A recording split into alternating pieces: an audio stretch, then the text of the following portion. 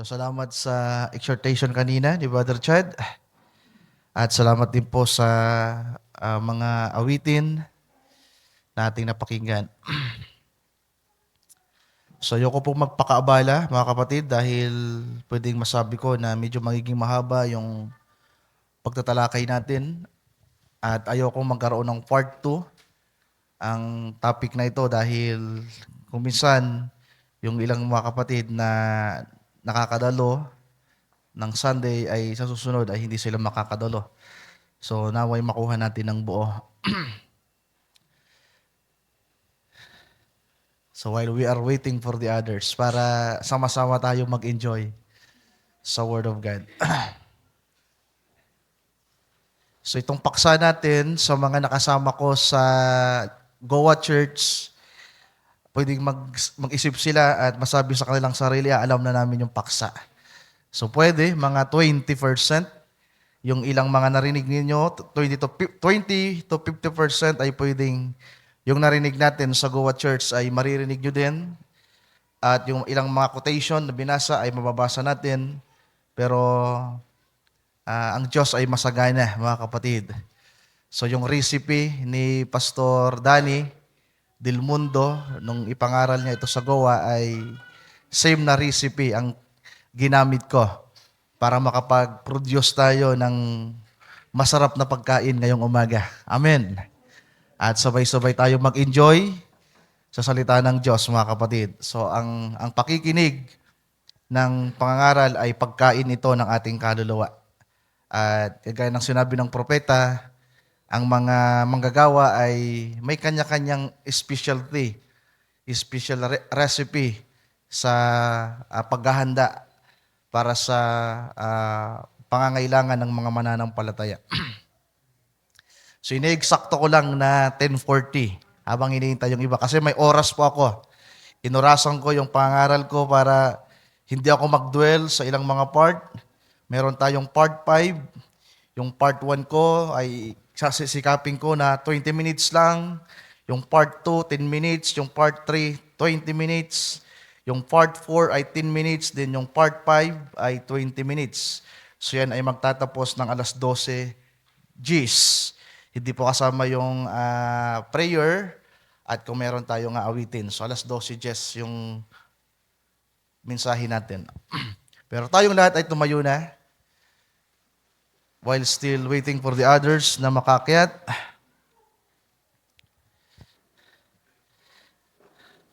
Samahan niyo ako sa pagbasa ng kasulatan sa aklat ni Ruth, or aklat ng Ruth, mga kapatid, Book of Ruth.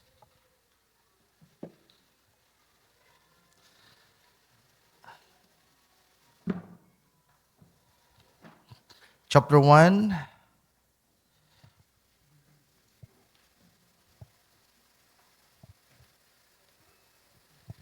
Okay, Ruth chapter 1. Beginning at verse 1 up to chapter 4. To the last verse of the chapter 4. Yun po yung konteksto natin. So ang Ruth ay may 4 na chapter. Chapter 1, chapter 2, chapter 3, chapter 4. At lahat ng chapter at lahat ng verses ay kasama sa ating konteksto ngayong umaga. Pero ang babasahin lang natin ay ang verse 1 hanggang verse 5. So 10:40. Let us read from verse 1. Sabi dito, now it came to pass in the days when the judges ruled that there was a famine in the lands, and a certain man of Bethlehem, Judah, went to sojourn in the country of Moab, he and his wife and his 2 sons. And the name of the man was Elimelech, and the name of his wife Naomi, and the name of his 2 sons Malon and Chilion, Ephrathites of Bethlehem, Judah. And they came into the country of Moab and continued there. And Elimelech, Naomi's husband, died, and she was left and her 2 sons. And they took them wives of the women of Moab. The name of the one was Orpah, and the name of the other Ruth. And they dwelled there about 10 years. Last verse. And Mahlon and Chilion died also, both of them. And the woman was left of her 2 sons and her husband.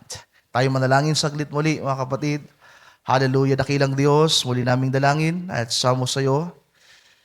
Diyos ni Naomi, Diyos ni Ruth, Diyos ni Boaz, Diyos ng Hebreyong si Abraham at ang kanyang mga binhi, ang Diyos ng bayang Israel na isang bansang binigyan mo ng tipan at sa isang lipi na pinili mo na binigyan din ng tipan ang tribo ng Huda na kung saan nagmula ang mga Jews o mga Hudyo, ay ikaw din po ang Diyos na aming tinatawagan at muling dinadalanginan sa oras na ito na ikaw po Diyos ang maghayag ng iyong mga salita. Ang hiwaga sa buhay ni Naomi, ni Ruth, ni Boaz at ng ilang mga karakter dito ay matanggap nawa namin, Panginoon, ng walang pag-aalinlangan sa ikalalago at ikalalakas at ikatitibay ng aming pananampalataya habang naghihintay kami sa ganap na katubusan ng bawat isa sa amin at sa nalalapit na pag-agaw at pagsalubong namin sa iyo. Aming dalangin ang lahat ng ito at samo, itinataas at ipinagkakatiwala sa iyo lamang at sa iyo pong dakila at banal na pangalan, aming Panginoong Jesucristo. Amen. Amen and amen. Tayo makakaupo na, mga kapatid. So yung title ko sa topic na ito ay The Destiny and the Determination of Roots. The Destiny and the Determination of Roots. So meron pong destiny. Alam naman natin kung anong kahulugan ng destiny. Yan yung magiging kapalaran mo, yan yung magiging ano ka in the process of time from the beginning to the end and from eternity to eternity in God's plan. At itong determination ay may kinalaman sa naging buhay ni Ruth, paano niya pinahalagahan ang mga salitang kanyang napakinggan, mga aral na kanyang natutunan at naintindihan na naituro ng kanyang asawang si Mahlon na isang Hudyo, isang Jew, at naituro din ni Naomi sa kanya. Sapagkat ito pong si Ruth, mga mahal kong kapatid, ay isang Moabita.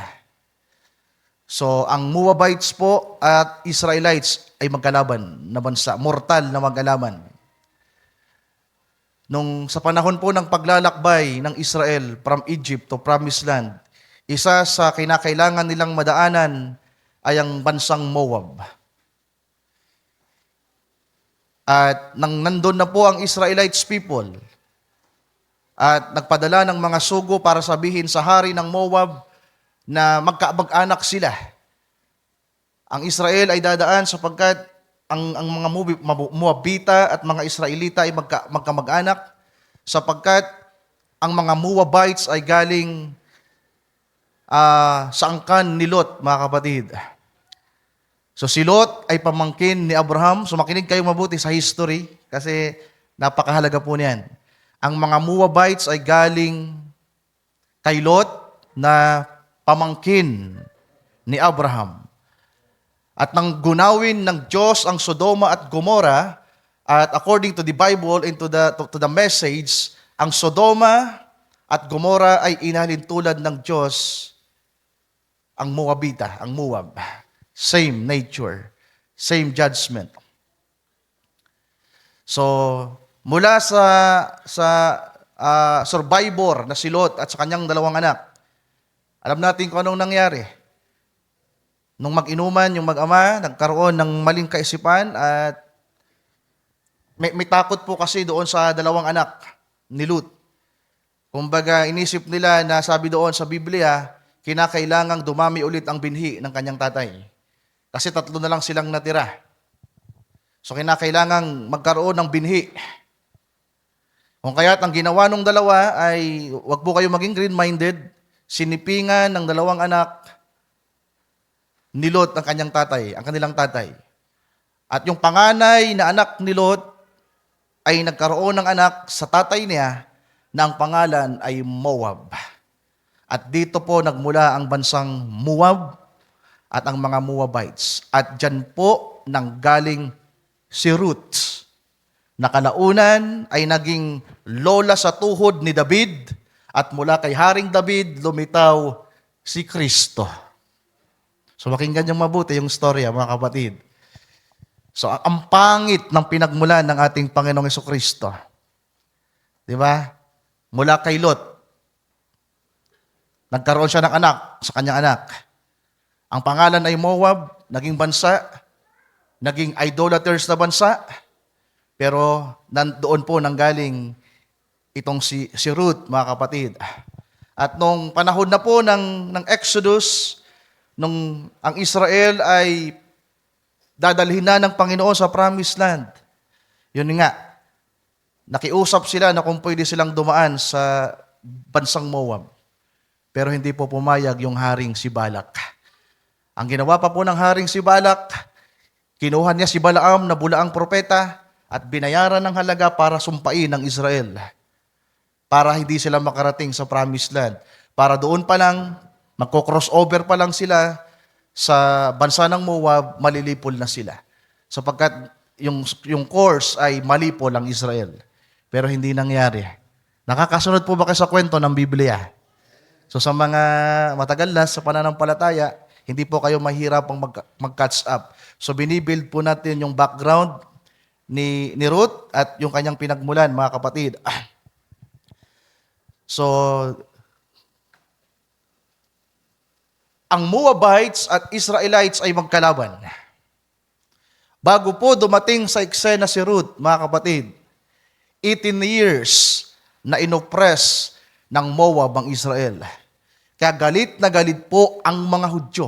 Galit na galit ang mga Israeli people sa mga Moabita. Nagpapatayan sila. Ang sino mang makapunta, lumampas sa border, kung ikaw ay isang Moabita at lumampas ka sa border mo at nakatungtong ka sa Israel, patay ka. Kung ang mga Hudyo naman ay lumampas sa border ng mga Moabites, patay ka. At hindi po nag-i-entertain ng isa't isa.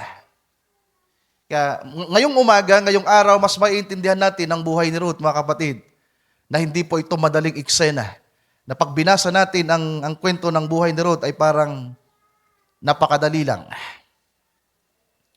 So, 10:48 na kaagad. So, siguro sa ibang bahagi ako mag-a-adjust. So, kinakailangan po kasi nating mag-background. Bibilisan ko ibang background. Bago naging asawa ni Malon si Ruth, ito ang kwento, ayon sa history, sa mga pag-aaral, sa lahat ng mga manunulat, kasama na po ang Bible na meron tayo. Yung background ni Ruth, ibinenta siya sa kanyang kabataan, at the age of 12 years old to 14 years old, ibinenta siya ng kanyang tatay.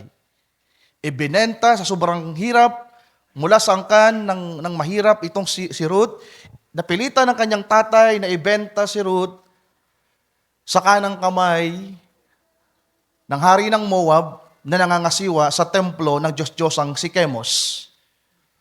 So maging attentive kayo, mga kapatid. Then, siniyasat itong si Ruth kung wala siyang kapintasan, kung siya ba ay magiging karapat-dapat na maging isang tagapaglingkod sa templo sapagkat doon siya ibinibinta. Sa madaling sabi, pumasa siya at naging anak-anakan siya ng kanang kamay ng hari ng Moab at ng tagapangasiwa sa templo. Pinalaki si Ruth sa templo ni Chemos, ang Diyosan ng Moab. Lumaki si Ruth na ang kanyang kaisipan, ang kanyang puso ay dedicated kay Chemos. You can search that in your scriptures. Chemos. Kaya nung sabihin ni Ruth na ang Diyos mo ay magiging Diyos ko, hindi po yun madali, mga kapatid. Ang mga tao mo ay magiging mga tao ko. Di ba? Yung mababasa natin yan mamaya. Hindi po yun madali. Then, to make the story short, nakilala ni Ruth at na-inlove siya kay Malon, na isa sa mga anak ni Elimelech at ni Naomi. Na itong si Malon ay, ang tawag doon ay artisan, craftsman, gumagawa ng mga ginto. So nakilala ni Ruth itong si Malon dahil yung Katiwala ng hari ng Moab na nagpapagawa ng korona ay doon nagpagawa sa pamilya ni Elimelech. At ang gumawa ng korona ay si Mahlon. At nagkaroon ng conversation yung dalawa at na-inlove sila sa isa't isa. Pero hindi ganun kadali yung kanilang love story sapagkat magkasulungat ang kanilang paniniwala. Ang totoo, mga mahal kong kapatid, ang sabi sa kasaysayan, na in love si Ruth kay Mahlon, hindi dahil kay Mahlon, kundi dahil sa Diyos ni Mahlon. Ang Diyos ni Mahlon ay si Jehovah, ang Diyos ng Israel. Rinivyok ni Mahlon si Ruth, take note for that, at ang paniniwala ng mga Moabita at doon na-confuse si Ruth at nagpasimulang maghanap ng katotohanan. And to make the story short, mga kapatid, iniwanan ni Ruth ang kaniyang gampanin bilang pangunahing saserdote ni Chemos. Siya ay priestess, babaeng pari. Babaeng pari po si Ruth. At siya po ang nagdadala ng mga bata taon-taon para ialay kay Chemos, para isakripisyo, para patayin. Actually, ang kwento, dapat si Ruth, nung binili siya yung iaalay nung taon na yon. Pero merong himalang nangyari. Dahil nung kukunin na siya para ialay, bawal ang mga kapintasan nang hinawakan na siya nung katiwalang pari, katiwala nung hari. Biglang nagkaroon ng blemish si Ruth sa kanyang braso. At nagalit yung katiwala. Sabi, hindi maaari ito. Kaya in-spare ng Diyos si Ruth para mamatay sa araw na yon. Pero the same time, nagpatuloy pa rin po siya doon sa templo. Lumaki siya na naglilingkod sa templo, naging pangunahing saserdote ng templo, tagapaglingkod sa templo ni Chemos, at hanggang sa papangasawahin na siya ng hari ng Moab. Pero doon pumasok sa eksena si Mahlon. At yung kamatayan ng tatlo, na iniisip natin namatay si Elimelech, namatay si Mahlon, namatay si Chilion, namatay ng ganun lang kadali. Hindi po. Sapagkat yung ipinagbabawal na pag-ibig ni Ruth na saserdote at ni Mahlon na Judaista, naging matunog po yun sa Moab at yun ay isang kasuklam-suklam. At ang karampatang parusa kay Mahlon ay kamatayan. Ikinulong siya, namatay ang kanyang tatay, namatay ang kanyang kapatid na si Chilion dahil sa ginawa ni Mahlon na in love kay Ruth. Nasusundan niyo po ba? Nasusundan niyo ang background. Ang ginawa, binigyan ng pabor si Mahlon sapagkat dahil nga kay Ruth, kinakailangan lang magpenitensya ni Ruth ng 6 na buwan. Ikinulong siya sa sangkulungan, 6 na buwan siya doon. At si Mahlon naman ay ikinulong doon sa mga tagapaglingkod na nagpapakahirap. Parang yung mga Israel nung panahon na nandun sila sa Ehipto, hinahampas, nilalatigo, nagbabasag ng mga bato at naghahakot ng mabibigat na bagay. At nagkaroon ng ideya po si Ruth. Nangako siya pumunta sa kay Naomi. Sabi ni Ruth, ibabalik ko sa iyo ang inyong anak, ipinapangako ko. To make this short again, nagkaisipan po si Ruth, mga kapatid, na iligtas si Mahlon. Nung makalaya sa itakas doon sa kinaroroonan ni Mahlon. Itinakas, pero nahuli. Nasaksak, naghihingalo, at habang naghihingalo, si Mahlon ay nagkaroon ng sumpaan yung dalawa. Habang nagsasalita si Ruth, according to the history, sabi ni Ruth, huwag kang mamamatay, mabuhay ka sapagkat papakasalang kita. Si Ruth ang may sabi sa unang pagkakataon. Sabi ni Ruth, kay Mahlon, huwag kang mamamatay sapagkat papakasalan pa kita. At sabi ni Mahlon, dahil madilim doon sa kuweba, nagtatago sila sa kuweba, tinawag na ang nanay niyang si Naomi, Nay, ilagay mo ko sa maliwanag na bahagi sapagkat hindi maganda na ikakasal kami na nasa madilim kami. Mayroong bahagi daw sa kuweba na maliwanag, dinala doon si Mahlon na nakahiga na naghihingalo, ikinasal sila. At pagkatapos silang magsumpaan, namatay si Mahlon. Pangatlo siya sa namatay. Una yung tatay, sumunod si Chilion, pangatlo si Mahlon. At dito aalis ang dalawa. Kasama dapat si Orpa. Yung tagpo, dito, sisimulan na natin. Balikan natin yung root. Nagbigay na ako ng background, mga kapatid. Balikan natin yung root chapter 1. Dito na lang tayo sa verse 3.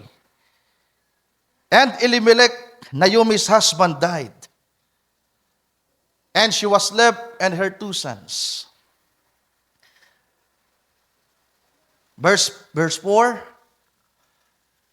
And they took them wives of the women of Moab. The name of the one was Orpah, and the name of the other Ruth. And they dwelled there about 10 years. And verse 5. And Mahlon and Chilion died also, both of them.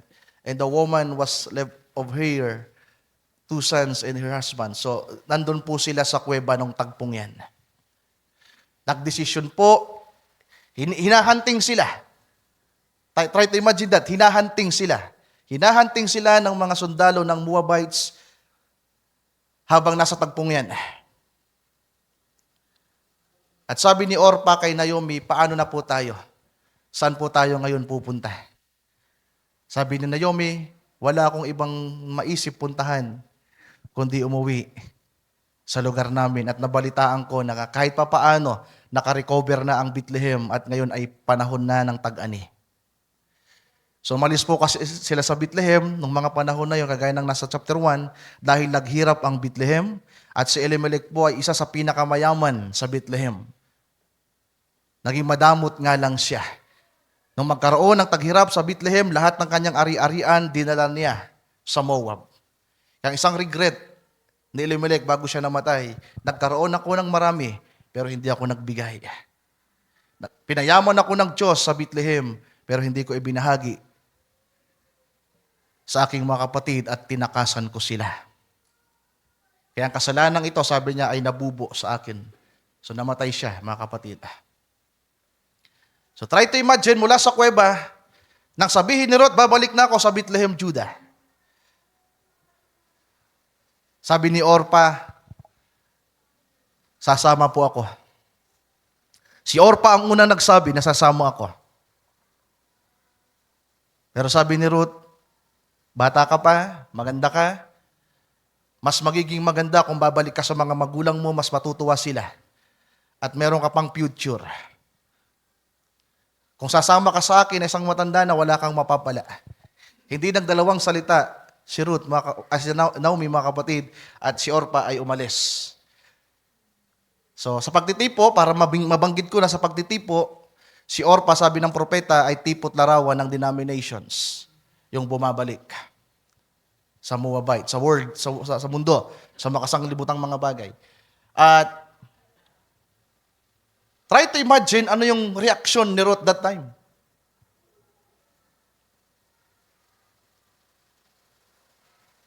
Yung ipinaglaban na banal na pag-ibig na sinubukan niyang itakas ang kanyang minamahal pero namatay sa kanyang palad after ng kasal.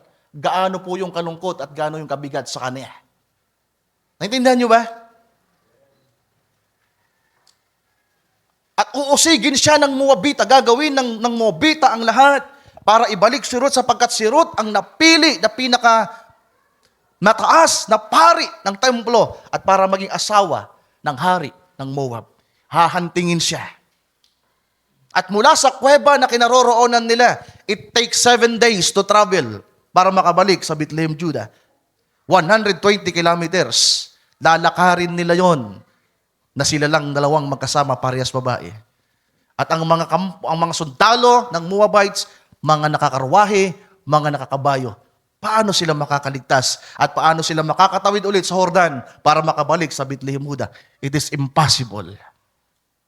Sa mata ng tao, sa kapangyarihan ng tao, pero sa destiny ng Diyos kay Ruth, walang imposible. Nakakaintindihan ba tayo, mga mahal kong kapatid? I want to read a quotes.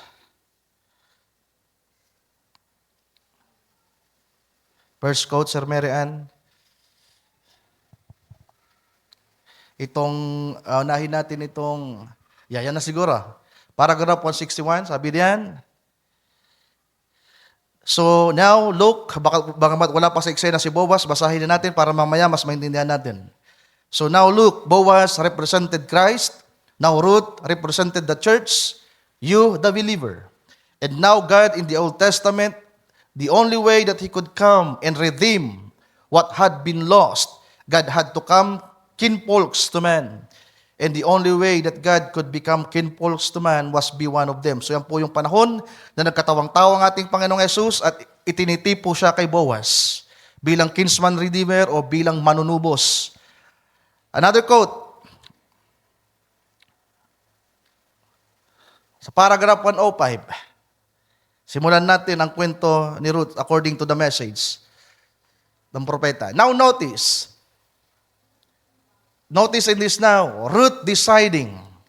She had to make a decision whether she was going to decide to go over there or not. She had to make a decision. Now that's the way every believer has to do. You've got to leave your old hands. You've got to live your old life. You've got to leave the old things of the world. Yun ang pagdidesisyonan ni Ruth, mga kapatid. Kung itutuloy ba niya ang kaniyang commitment sa namatay niyang asawa at sa kaniyang nanay ngayon na si Naomi, biyanan. Nasusuungin ang hinaharap na walang kasiguruhan patungong Israel o bumalik sa kanyang mga magulang o sa naging tumayong mga magulang sa kanya doon sa templo at balikan yung mataas na posisyon na meron siya. At ang magiging future dapat niya sa Moab, pinakamataas na saserdote ni Chemos at magiging asawa ng hari. At paano siya nagdesisyon, mga kapatid? Another quote, tingnan natin paano din-describe ng propeta yung desisyon ni Ruth.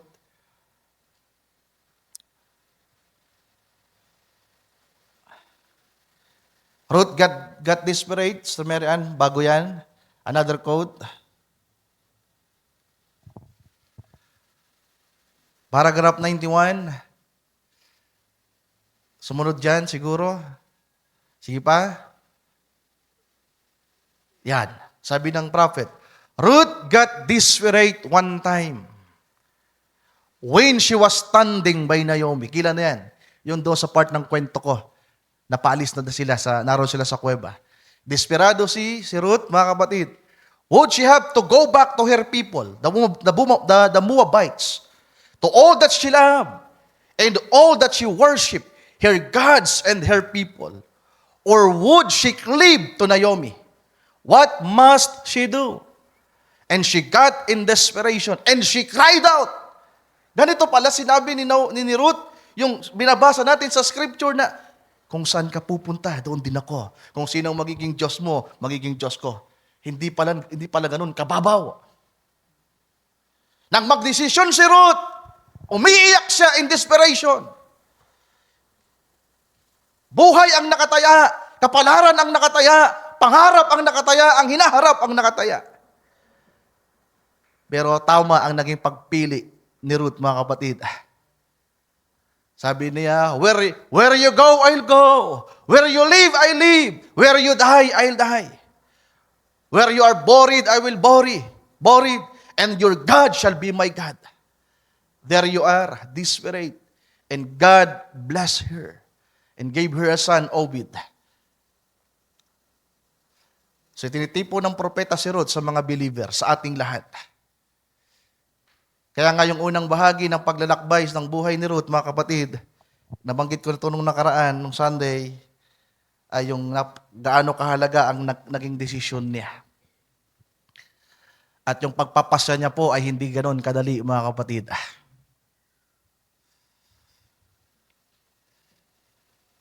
To make this short, sumama siya kay Naomi. Pagpasok nila sa Bethlehem, Judah, sa border pa lang ng Israel,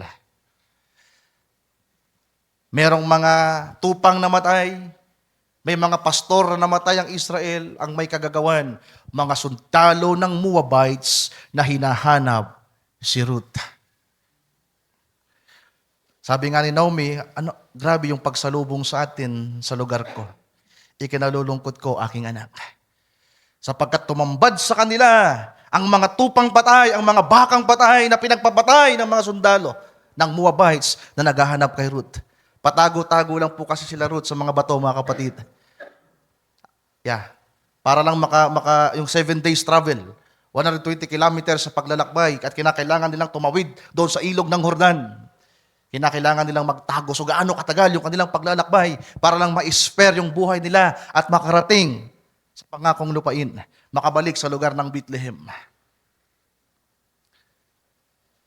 At wala na, nakatakas na yung ilang mga sundalo pero merong isang nahuli.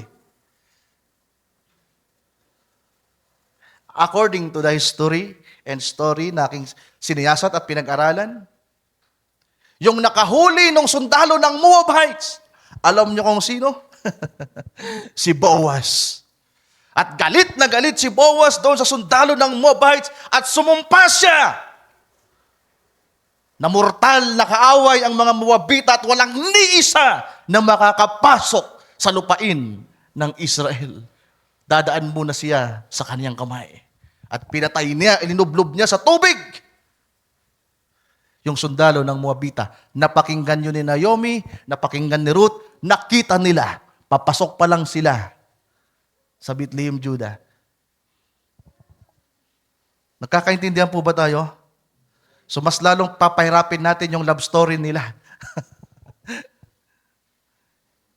Kaya kung akala nyo mahirap na yung love story nyo, mga mag-asawa, ngayon kilalanin natin ang love story ni Ruth. Ang ganda ng paksa ni Brother Chad, dadaanan natin yan mamaya. Doon sa pangalawa yung working. Kasi yung verse 15, sabi doon, if you love me, keep my commandments. That's working. Pagtatrabaho yan at mahirap yan. Ang mag-ingat, ang sumunod sa kautusan, sa salita, mahirap yan. Pero may pangako sa verse 16, I will pray. And that's the work of Jesus Christ. Sino nagtrabaho? I will pray. The Father, that He will send you another comforter.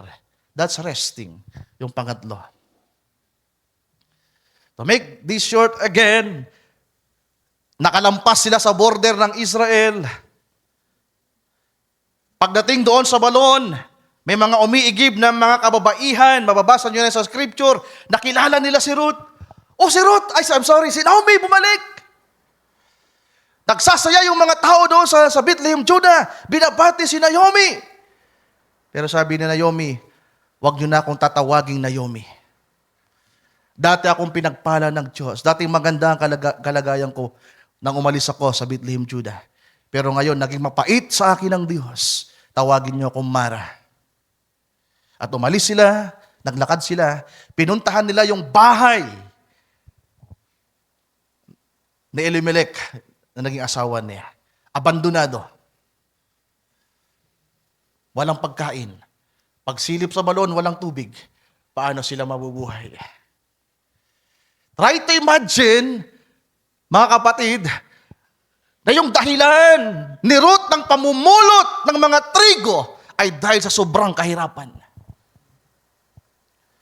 Na kinakailangan niyang makiusap sa kanyang biyanan, papayagan mo ko, Nay, na mamulot ng trigo, ng barley, para mabuhay tayo. Kaya nga sabi ni Ruth, the widow in the poor. Actually, widow din siya eh.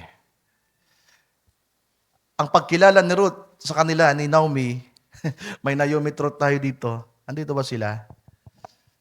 Andito ba si Naomi? Wala si Naomi. The widow and the poor. Talagang grabe mga kapatid. Gaano kahirap yung pinagdaanan nila. Pero lahat ng bagay na pinagdaanan nila ay part ng destiny na itinalaga ng Diyos para sa kanila. Try to imagine that, isang abandonadong bahay, iniwanan sa loob ng matagal na panahon for almost 20 years.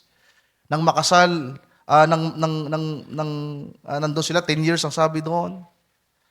Sabihin natin, for almost 10 years o 20 years, iniwanan nila. Ang kwento pa nga ay, nung tumawid sila sa ilog ng Jordan, itong si Malon at si Kilyon ay mga bata pa.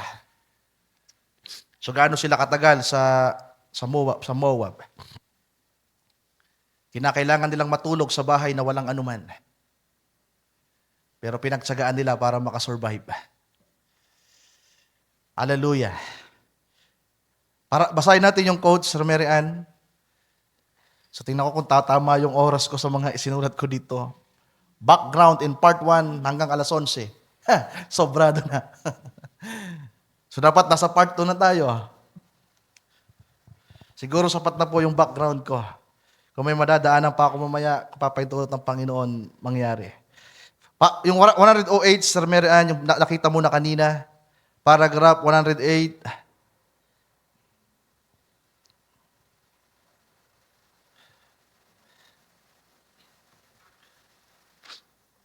sabi diyan, now Ruth, the same thing. What would the Moabites say to her when she crossed over to go over to Israel, to bands of fanatics? See, she had to make a decision. She had to decide. And you've got to decide. So nire-refer lagi ng prophet si Ruth sa mga believer. And finally, when she made up her decision, she went over into the new land, to the promised land. Kaya gaano kahalaga ang desisyon, mga kapatid? Napakahalaga. Kung wala tayong desisyon na ginawa, wala kayo dito ngayon. So sa mga totoong nagdesisyon na sumunod sa Panginoon, sa Diyos ng Israel, hallelujah, salamat sa Diyos, andito tayo sa new land. Amen. Sa new field, na kung saan may mga pangako ang Diyos. So hindi madali ang naging progresyon ng buhay ni Ruth, yung kaniyang unang stage, which is ang decision making.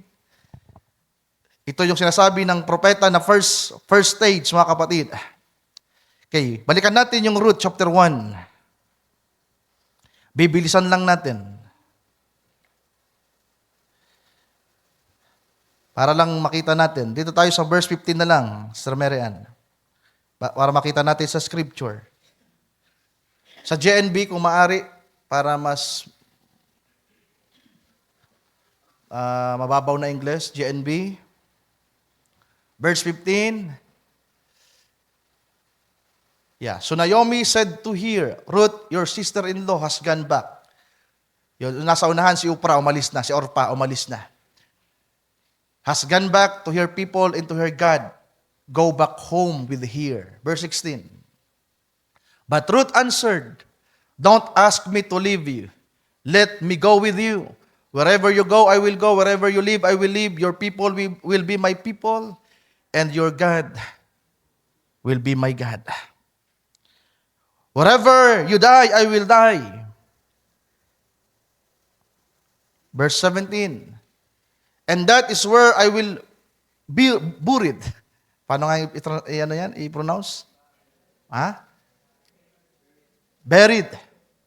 May the Lord's worst punishment come upon me if I let anything but death separate me from you. Verse 18. When Naomi saw that Ruth was determined to go with her, she said nothing more. So, dyan natin kinuha yung title natin, The Destiny and the Determination of Ruth. So sa mga kagaya ni Ruth na nagdesisyon na handang harapin ang lahat, palakpakan natin ang Panginoon. Hallelujah. Ito ang dahilan kung bakit tayo nandito, mga kapatid. Dahil tayo ay nagpasya na sumunod sa ating Panginoon. Paragraph 111 ng binabasa natin kanina, Sir Mary Ann, from 108 to 111. Tingnan natin. Sabi dito, sa quotes ng prophet, Ruth making her decision. A type of the church, the Gentile church, she decided and crossed over into the land. Same, message kanina.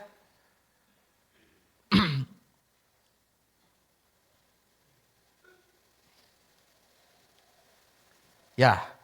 Sabi diyan, Ruth making her decision. A type of the church, the Gentile church, she decided and crossed over into the land. Now, a lot of times, we Methodists and Baptists, We think that's all you have to do. Yung magdesisyon na tanggapin ng Panginoon, iniisip ng ibang mga relihiyon, ng mga denomination, okay na doon. Yung magdesisyon ka, magpabautismo sa pangalan ng Panginoon, at maging Kristiyano na nagsisimba, akala ng iba, okay na yon. Decision making is very important.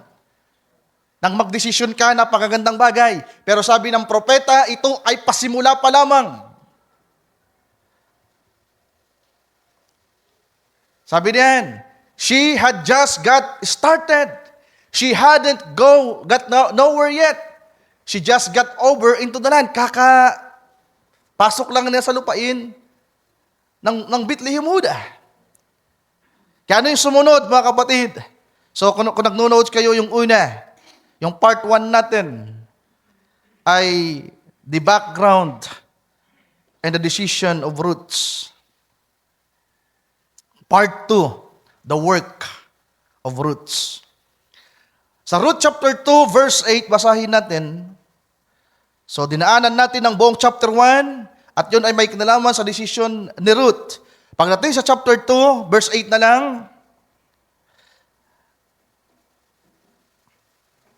sa JNB sabi diyan, na-meet na dito ni Ruth si Boaz. Sabi dito, then Boaz said to Ruth, let me give you some advice. So napakahalaga ng advice. At yung binasa kanina ni Brother Chad, isa yung napakahalagang advice. If you love me, keep my commandments. Ito yung sinasabi ni Boaz sapagkat nagtangka itong si Ruth na mamulot ng barley, ng trigo sa ibang lupain. Pero sabi ni Boaz, according sa scripture, sabi na huwag ka na pupunta sa ibang field. Baka mapano ka pa.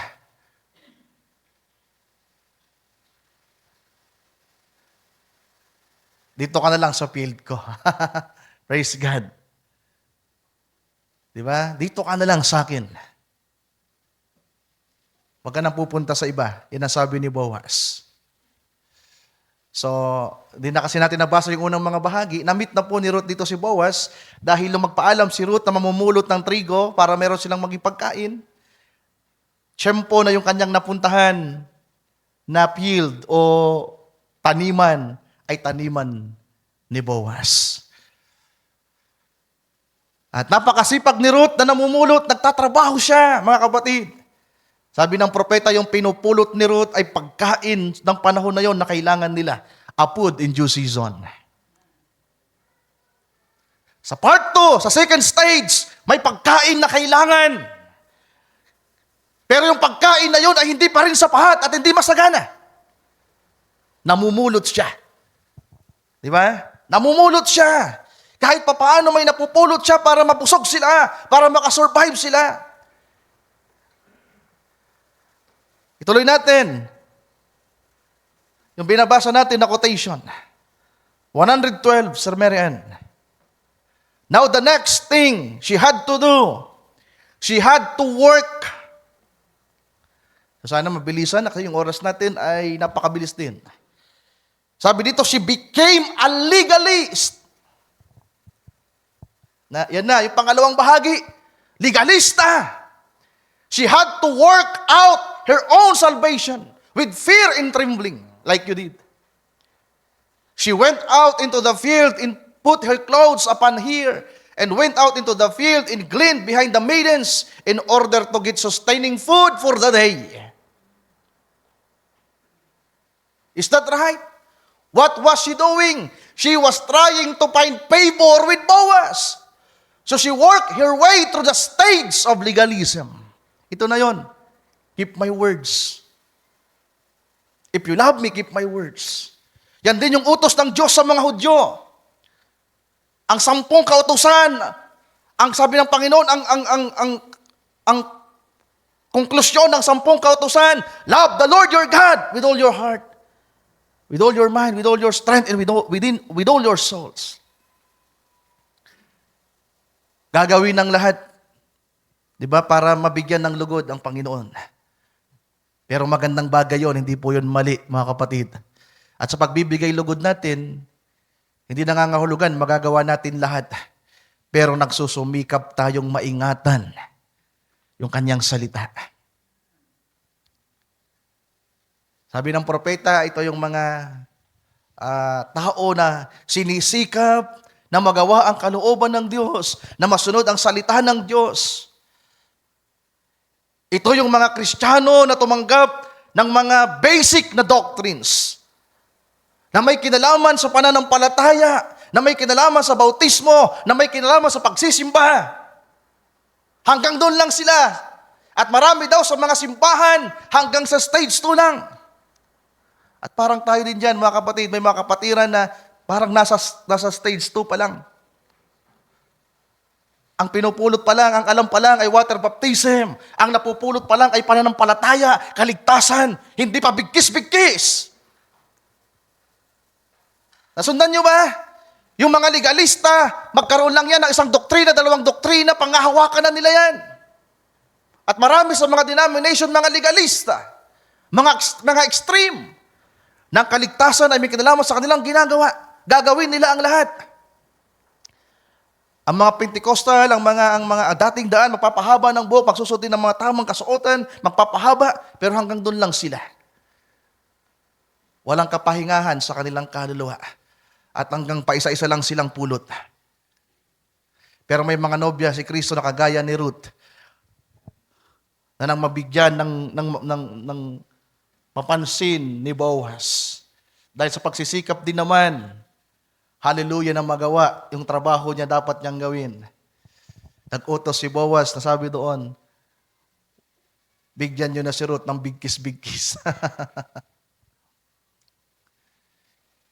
Kaya nagpasimulang dumami yung kanyang nakukuha.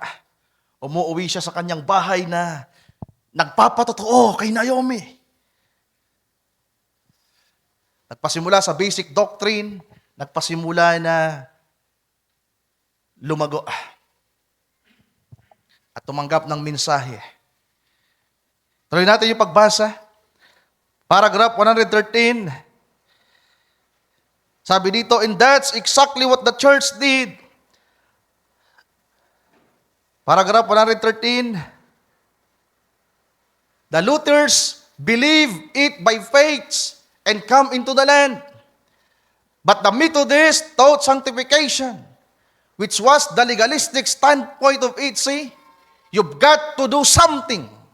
I got to quit. I got to let my hair grow out, say the woman. They don't do it no more, but they did do it. Let their hair grow out. They had to quit wearing the pains in their faces. They didn't wear their skirts long and short like the others did. They had to do something. See? That's what she did. The state of justification. The state of sanctification. So, yung working, mga mahal kong kapatid, may kinalaman sa unang dalawang bahagi ng stage ng biyaya. According to the prophet. The stage of justification and the stage of sanctification. Alin yan? Yung pagpapakabanal. Nasundan nyo ba? Sisikapin na magpahaba ng buhok. Sisikapin na magsuot ng tamang kasuotan. Sisikaping alisin yung mga nakasanayan. I quit, I need to quit, I need to quit. Kinakailangan ko itong ihinto, kinakailangan kong itama. Pero napakahirap po ng bahaging yan. Kaya yung binasa kanina, sabi ng Panginoon, if you love me, keep my commandments, napakahirap po niyan. Nabigo ang mga Hudyo. At mabibigo tayo kung hindi tayo aabot doon sa pangalawang bahagi. Sa trabaho mismo ni Kristo. Sapagkat dumating ang punto, mga mahal kong kapatid, sa chapter 3 ng Book of Ruth, pinagpahinga na ni Boaz si Ruth. Pumunta siya mismo sa bahay ni Naomi at nagdala ng sakusakong trigo. At sabi ni Boaz kay Ruth, hintayin mo ko hanggang sa masitil ko ang dapat kong isitil. So, part 3 tayo, to make this short, mga kapatid. Ang part 3 natin, the rest of roots.